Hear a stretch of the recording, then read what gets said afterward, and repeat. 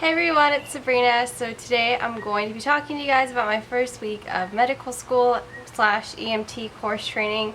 It was a super long week. It went by really slow, but that's probably because I was in class from 8 to 5 every day, and then afterwards I had a lot of reading to do. And yeah, so the EMT class is pretty intense. We do have to be in class every day from pretty much 8 to 5. We did get out early this week, like at 3, and everyone was super happy when we got out early because it's just super tiring to be in class for so long.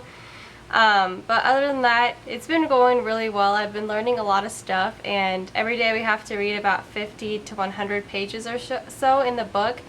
And I showed you guys the book in my last video. It's just really big, and there is a lot of information in that book. So every time I read, I just get mind-blowing, and my brain gets all tired, and it's like, what are you trying to say, Sabrina?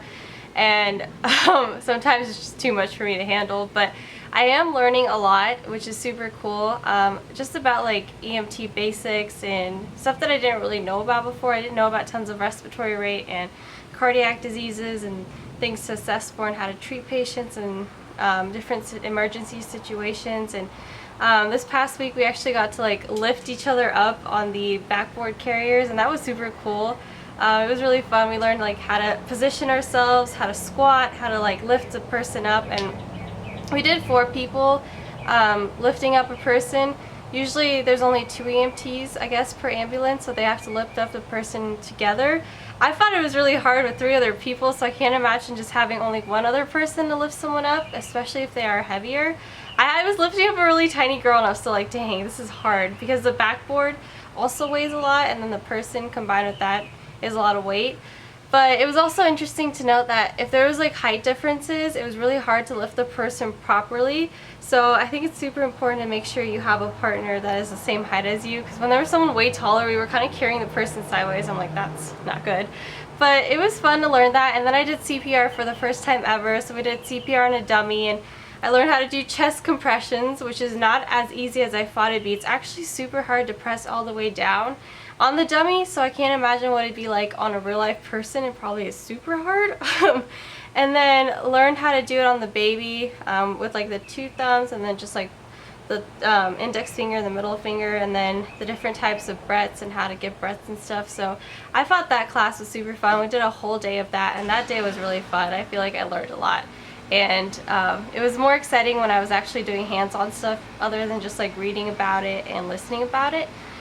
So we've just been doing that, and then on Thursday we went to our population and we went and visited our community center. So I'm working with a Hispanic population for my community, and I picked them because I really wanted to learn more about the Hispanic community and also kind of improve my Spanish. I know some Spanish, but it'd be really cool to be able to speak full-on Spanish with someone and like force myself to speak it. I get really shy and I don't want to speak it for some reason, but I understand it pretty well. Like I can understand someone that's explaining something to me super well. But yeah, I get embarrassed with speaking it. But on Thursday we only met with the community leader of the rec center, and he wasn't Hispanic and he didn't speak Spanish, so I didn't get to like practice, and I didn't meet any of the community members yet.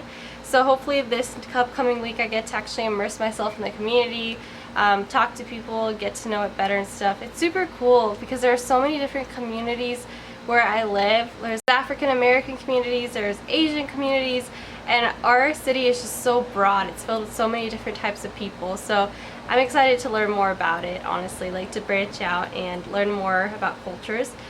And that's what we did on Thursday, and then the rest of the week was mostly just focused on EMS. We took our first quiz on Friday. We all had to get at least 60% to pass, and the whole class passed, which was super exciting.